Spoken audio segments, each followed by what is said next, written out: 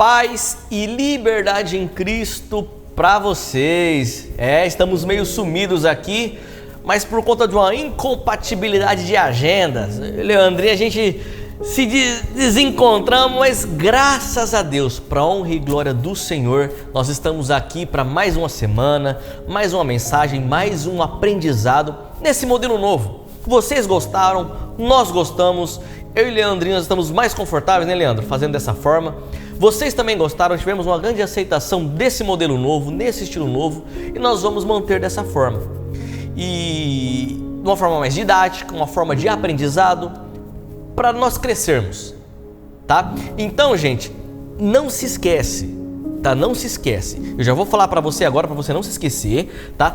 Se você tiver algum assunto que você quiser que a gente traga aqui, dualismo, legalismo, algum assunto teológico, uma dúvida sobre doutrina de salvação, cristologia, o que vocês quiserem, manda aqui nos comentários, escreve nos comentários, que a gente pode bolar um vídeo, a gente pode bolar um estudo legal para nós trabalharmos com vocês, tá bom? E já antes aqui, ó, segue, curte, comente, compartilha com o avô, com o cachorro, com a avó, com o periquito, manda para todo mundo, gente, que a gente tá feliz. O Brasil ganhou ontem, né, Leandrinho? Yes! O Brasil ganhou, hoje a gente está gravando no sábado, o jogo foi ontem na sexta-feira, o vídeo vai no domingo, mas ó, tamo feliz, tamo no caminho, a fé é grande, porque eu tô torcendo pro Hexa vir. E a gente vai falar sobre isso também, sobre futebol, Isaac, quase, porque é o seguinte, o assunto que eu organizei para nós tratarmos hoje é um assunto bem delicado, bem pontual. Como foram os outros, nós falamos sobre falsos profetas, falamos sobre o falso evangelho, sobre o perigo daqueles que fugem da sã doutrina. Hoje não é muito diferente. Hoje nós vamos falar um assunto bem pertinente, que acontece hoje, que aconteceu no passado, aconteceu na igreja primitiva, nós vamos ver aqui, aconteceu na igreja primitiva, aconteceu ao longo da história, aconteceu nos anos 80, 90, 2000 e acontece hoje, gente. Isaac, o que é isso? Do que você está falando? Nós vamos tratar aqui. Pega a sua Bíblia, busca a sua Bíblia, dá um pause aí, ó, vou parar para você dar um pause. Deu pause? Agora voltamos. Busca a sua Bíblia, abre ela no Evangelho segundo escreveu João, capítulo 17. Nós vamos trabalhar a oração de Jesus pelos seus discípulos. Ou como ela tem um título por alguns, a oração sacerdotal. Em específico, os versículos 14, 15, 16, 17, 18, 19 e o 20. Nós vamos trabalhar eles ao longo do vídeo para ficar bem didático, para nós entendermos aqui, tá? Existe uma frase que provavelmente todos nós já ouvimos, Leandrinho. Isso aí é coisa do mundo. Você já ouviu falar isso? Você já ouviu isso, gente? Não, isso é do mundo. Talvez seja uma roupa, talvez um esporte ou a faculdade. Eu vi de uma época que era pecado os irmãos colocar os filhos na faculdade, porque a faculdade era coisa do mundo. Talvez a profissão, uma amizade. Durante muitos anos, uma parte da igreja acreditou que quanto mais distante da sociedade, mais perto de Deus você estaria. Muita gente acreditou nisso. Muita gente pregou isso.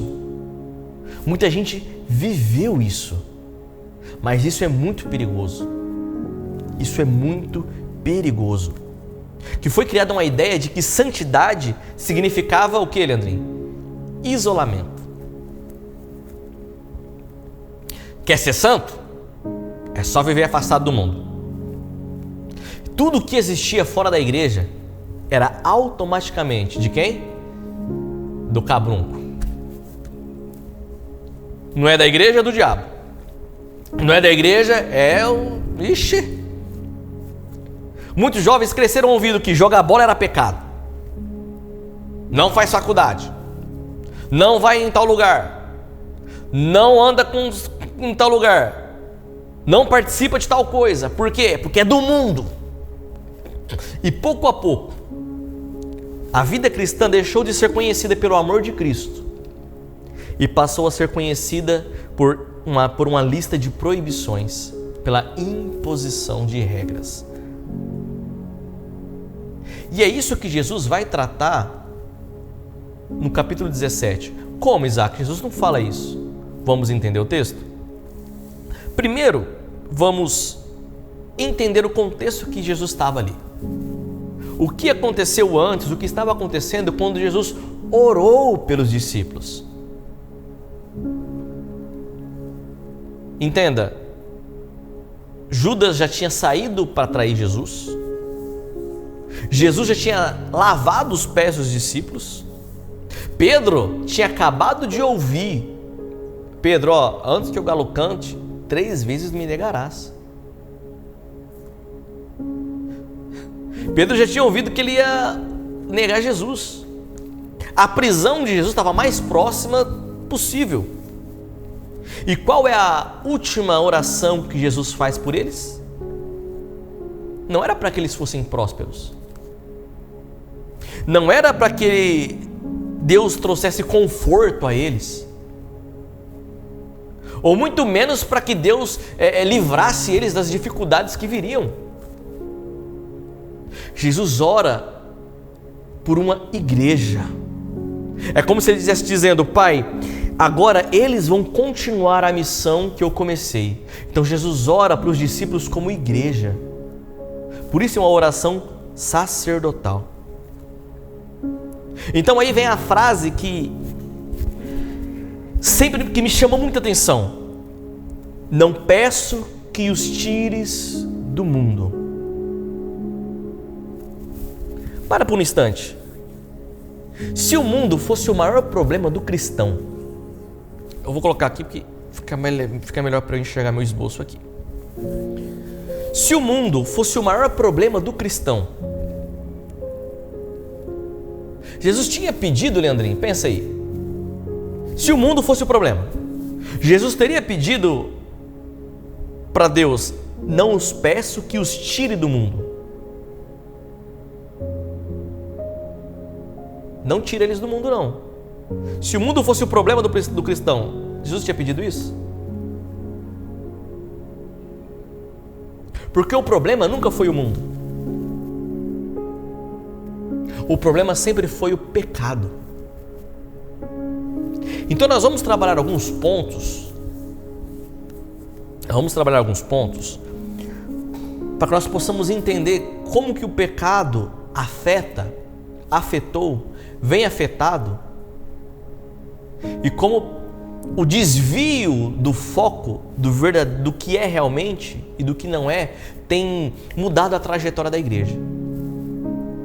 O ponto 1 que nós vamos trabalhar é: o dualismo mudou a forma dos cristãos enxergarem o mundo. Primeiro, o que é dualismo? O que seria dualismo, Isaac? Dualismo é olha só, gente, agora a gente vai entrar um pouco, a gente está virando um canal de cultura também. A gente vai falar um pouco sobre filosofia grega. Olha, Leandrinho, filosofia grega. Ao longo dos primeiros séculos, a igreja ela passou a conviver com a influência da filosofia grega, ou seja, a filosofia de Platão. E a gente vai ver isso quando a igreja de Colossos, quando ela começa a abandonar o evangelho e dando ouvido à filosofia platônica, na qual a filosofia de Platão diz que tudo que é material é mal e tudo que é espiritual é bom. Tudo que é de matéria não presta. Trazendo uma linguagem religiosa, tudo que é de matéria é do demônio, é do inimigo, é do cabrunco. E a igreja de Colossenses estava começando a rejeitar a ideia de que Jesus merecia ser adorado. E começaram, Leandrinho, olha o perigo disso, começaram a adorar os anjos, porque os anjos eram espiritual e Jesus teve um corpo de matéria. Então na cabeça deles, os anjos eram maiores que Jesus. Então Paulo escreve aos Colossenses, porque ali havia pessoas defendendo que você não devia tocar, provar, manusear certas coisas. Colocaram regras, como se as regras produzissem uma transformação interior. Depois um dia a gente vai fazer, eu estou projetando aí uma série de mensagens para nós fazermos sobre as cartas paulinas. As cartas paulinas de ordem cronológica. E quando a gente chegar na carta de Colossenses, nós vamos trabalhar essa questão. Paulo, ele responde à igreja dizendo que essas práticas têm aparência de sabedoria, mas não têm poder contra os desejos da carne. Ou seja, você fica aí, né? Que o material é ruim, o espiritual é bom. Você se sente inteligente, cara. Mas você se esquece de uma coisa: que você é tentado pelo quê? Pela sua própria vontade. Sabe por quê? Porque o pecado, ele não nasce das coisas, Leandrinho. O pecado, a tentação, ele não nasce da bola. Vamos falar assim, falando de Copa, porque eu falo disso que eu já vi muito, eu vivi na minha infância sendo proibido de jogar bola porque era do diabo. Eu cresci ouvindo isso, que jogar bola era do diabo. Eu tive amigos que foram excluídos da igreja porque jogaram bola. Mas não é a bola que produz o pecado. O pecado não nasce nas coisas. O pecado nasce aonde? No coração. O pecado nasce no seu coração, na intenção do que você faz as coisas. O problema nunca foi a bola de futebol. O problema nunca foi a faculdade ou a universidade. O problema nunca foi a profissão, que teve gente que teve a profissão. Eu lembro. Você lembra, Leandro, quando o Kaká começou a aparecer, despontar? Como cristão e jogando bola? Muitos pastores, arrebentaram o Kaká porque como pode, jogando bola, ganhar dinheiro jogando bola. O problema nunca foi o mundo. O problema sempre foi o coração do homem. Por isso que o escritor de Provérbios diz que tudo que o homem deve guardar, ele deve guardar o seu coração. E seu coraçãozinho, como é que tá? O segundo ponto que nós vamos tratar é que Jesus nunca pediu para ninguém se isolar. Nunca pediu para ninguém viver isolado. Observa a vida de Jesus. Ele ia para casamentos. Ele entrava na casa com os pecadores. Ele jantava com os publicanos. Ele conversava com as prostitutas. Ele tocava aos leprosos. Ele sentava à mesa com as pessoas rejeitadas. Enquanto os religiosos fugiam das pessoas consideradas impuras, Jesus se aproximava delas.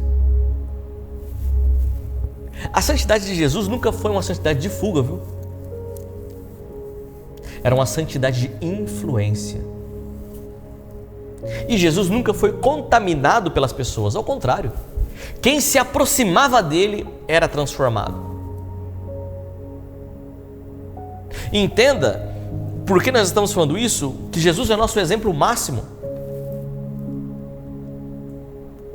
O que nós estamos influenciando? Ou quem nós estamos influenciando? Porque a oração sacerdotal de Jesus disse: não os peço que os tires do mundo, mas que os livres do mal. Nós fomos chamados para cumprir o ID. E esse ID é aonde? Responde para mim, Leandrinho. O ID é onde? No mundo. E como é que eu vou cumprir o meu ID no mundo se eu me isolo do mundo? Por isso que Jesus não se isolava do mundo. Por isso que Jesus ele sentava com os pecadores, porque os pecadores precisavam do evangelho. Por isso que Jesus tocava os leprosos.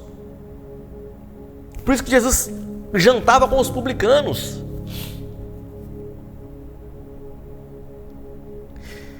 E enquanto Jesus estava fazendo isso, as pessoas que se achavam melhor que Jesus, os legalistas, nós vamos falar daqui mais para frente, o repudiavam por conta dele pregar para essas pessoas, dele transformar a vida dessas pessoas. O que é no mundo, mas não do mundo? Um exemplo, o barco ele foi feito para ir para a água, certo? Mas a água não foi feita para entrar no barco. O problema não é o barco entrar no mar. O problema acontece se o mar entrar no barco. E assim é o cristianismo, assim é o cristão. Nós estamos no mundo, mas não é o mundo que deve governar nosso coração. Nós devemos influenciar o mundo e não nos deixar ser influenciados por ele. É isso que é o ponto do evangelho. O problema é que as pessoas têm medo, que o seu coração é enganoso, e eles não conseguem influenciar. Eles têm medo de serem influenciados, aí eles escolhem o quê? O isolamento. E o problema maior ainda é o quê? É eles colocar isso como regra para os outros. Eu não consigo ser fiel nisso, então eu quero que o outro também.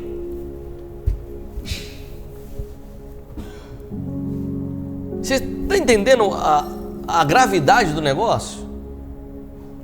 Vocês estão entendendo?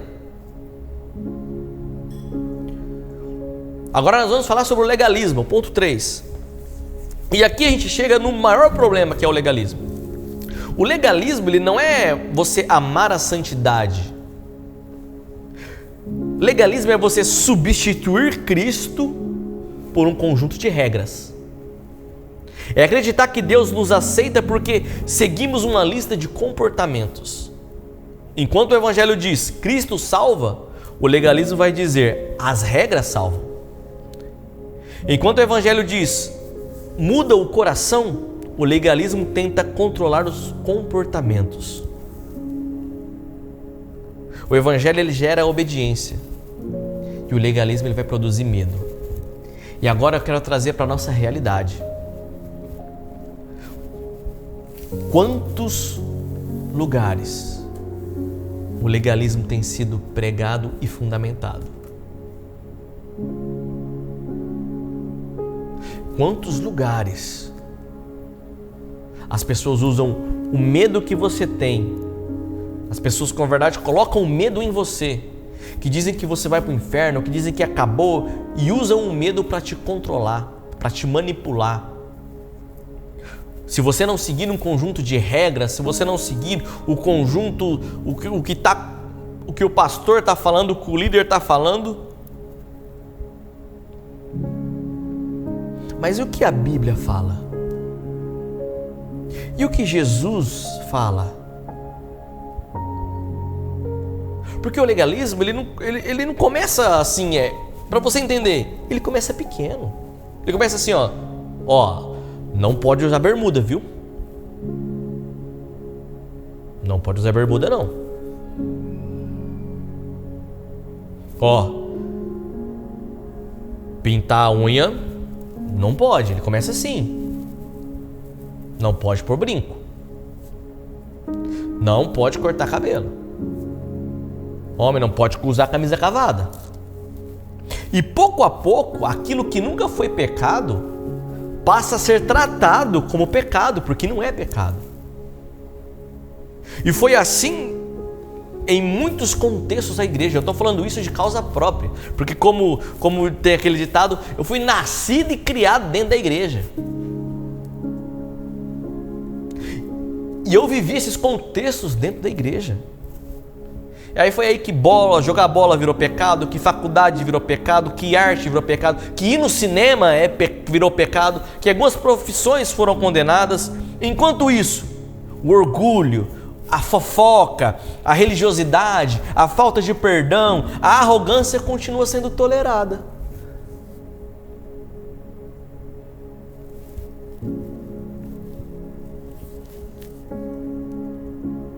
Jesus condenou mais a hipocrisia religiosa do que os pecadores arrependidos. Porque a hipocrisia religiosa, ela tem o poder de não só levar o hipócrita para o inferno, mas ele consegue influenciar outras pessoas ao erro também junto com ele.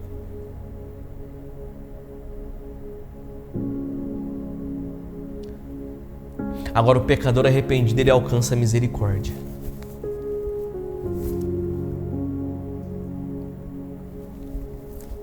E aí que está o perigo, porque o legalismo, ele cria pecados que Deus nunca criou, enquanto ignora pecados que Deus sempre condenou claramente. Os legalistas não têm misericórdia. Já aconteceu uma vez, bem rápido isso, em uma igreja que eu fazia parte, que o líder da igreja naquela ocasião, ele foi fazer um ato de disciplina. Ele levou o jovem, chamou o jovem lá na frente da igreja e expôs o que ele tinha feito e falou barbaridades para aquele jovem, chamou os pais dos jovens, falou, é culpa de vocês e tal.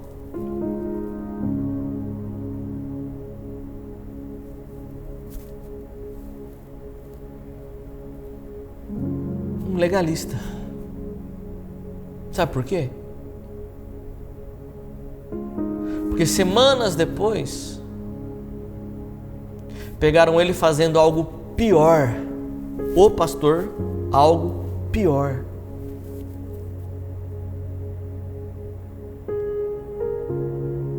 Isso é uma hipocrisia religiosa.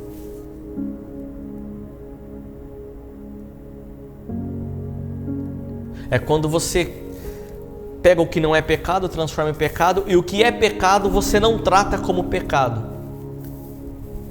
E isso é perigoso.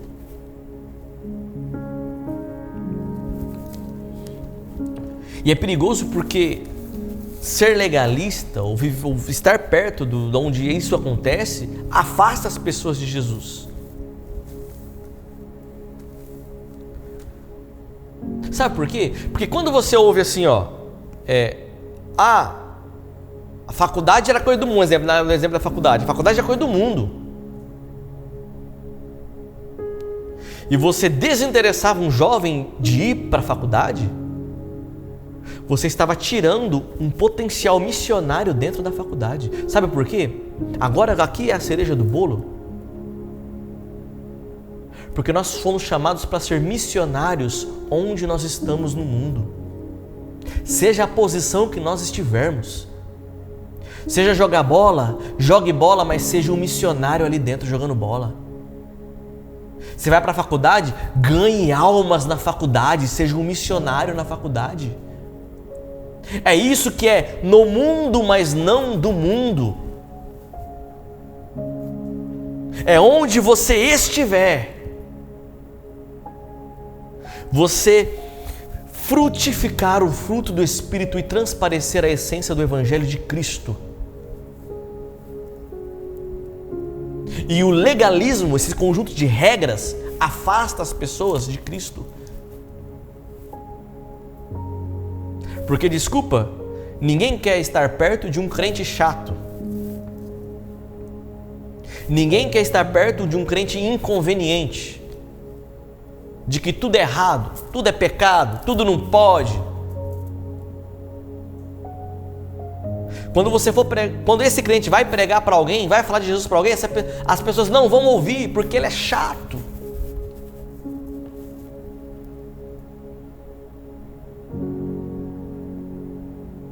Cuidado,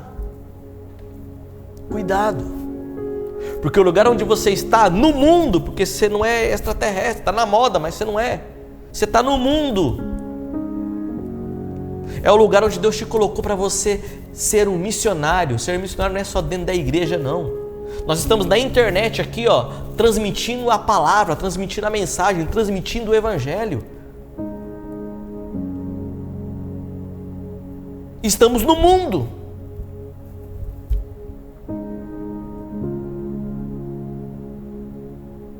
Eu vi um pastor, Leandrinho, contar um testemunho uma vez. Dobrei tudo da Bíblia aqui.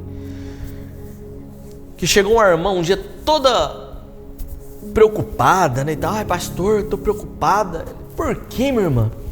Não, porque minha filha está indo para a faculdade. Aí ele, irmã, mas por que a senhora está preocupada? Não, porque só tem gente do mundo lá. A pastor deu e falou assim, graças a Deus, né, irmã? Imagina se tivesse uns marcianos. A gente vai se relacionar com as pessoas do mundo, gente. No seu trabalho, você vai se relacionar com as pessoas do mundo. Na sua escola, você vai se relacionar com as pessoas do mundo. E é quem você é quem você se apresenta, ser de verdade, que vai fazer essa pessoa conhecer o Evangelho de Cristo ou não. É o legalismo, é o dualismo que vai fazer você afastar essas pessoas do Evangelho. Se você vive no dualismo, dessa guerra do bem e do mal, ou se você vive no legalismo, esse conjunto, não, que para servir a Deus tem que seguir essas regras aqui. Quando Cristo prega liberdade, se o Filho vos libertar, verdadeiramente sereis livres. E aqui a gente caminha para o nosso ponto 5, já estamos começando a finalizar. Porque a missão da igreja é influenciar. Jesus ele vai dizer, assim como tu me enviaste ao mundo, eu também os envio. A oração dele para os discípulos. E é o que nós estamos falando. Nós fomos enviados para onde? Para Marte? Ou a gente só vai pregar para anjo? A gente é espiritual? Não. Nós somos enviados ao mundo. Nós precisamos pregar para as pessoas do mundo. A igreja não foi enviada para fugir do mundo, para se isolar do mundo. Não, não. A igreja foi enviada para iluminar o mundo. Vocês são luz. A luz só ilumina na escuridão. Vocês são sal. O sal só é bom para dar sabor para aquilo que está insonso. E se a gente se isolar, se a gente viver na nossa bolha cristã, se a gente for sal dentro de saleiro, quem vai anunciar Cristo? Como ouvirão se não há quem pregue? E como pregar se ninguém se dispõe a ir?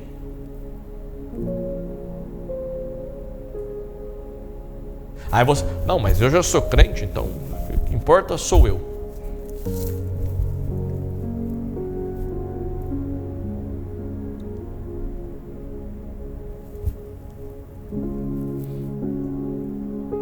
Gente, isso é muito sério.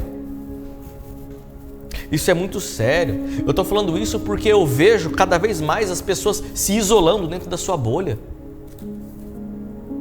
Igrejas que pregam contra o exclusivismo, igrejas que são exclusivistas e fazem o exclusivismo deles.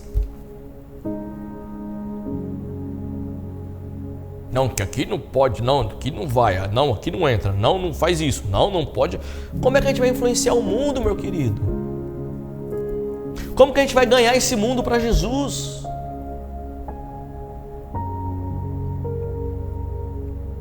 Como que a gente vai apresentar o Evangelho?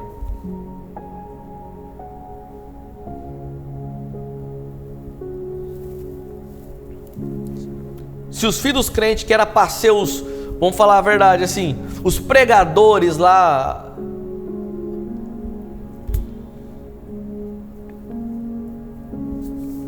ponto 6, beber água aqui que a boca secou. Agora aí, Jesus vai tratar também sobre santidade, a verdadeira santidade. Não é aquela que é maçante. Porque é o seguinte, gente, viver para Jesus, Viver a santidade em Cristo não é fardo, como muitos pregam por aí. Não, mas a Bíblia é um conjunto de regras. Tem que seguir as regras. Beleza, mas as regras dessa palavra aqui não são prisão. São palavras de vida eterna. Elas trazem liberdade. Elas nos libertam do velho homem. A única pessoa que mantém você preso é você mesmo. Essa palavra te liberta de você. É isso que eu estou te dizendo. Porque talvez você está pensando, tá, Isaac, você está falando das regras aí, mas a Bíblia é um livro de regras. Mas são regras que libertam. Eu nunca me senti preso pela Bíblia. Eu nunca me senti preso pela palavra. Quanto mais eu me aprofundo, quanto mais eu estudo, mais eu tenho mais sensação de liberdade. Por isso o nosso lema, paz e liberdade em Cristo. Jesus, ele não diz assim na oração: tira-os do mundo. Mas Jesus diz: santifica-os. A santidade não nasce do medo do mundo. Tenho medo, então vou me isolar, vou ficar quietinho, que como eu não tenho contato com o mundo, aí eu não peco, eu sou santo. Não, mas ela nasce na presença de Deus. Quanto mais perto de Jesus você está, mais parecido com Cristo nos tornamos. E quanto mais parecidos com Cristo, mais influentes nós somos. Quanto mais parecido com Cristo, você consegue influenciar o mundo cada vez mais. Talvez durante muitos anos a igreja tenha gastado mais energia tentando parecer diferente do que realmente fazendo a diferença. Jesus nunca orou por uma igreja escondida. Ele orou por uma igreja que tinha que ser enviada.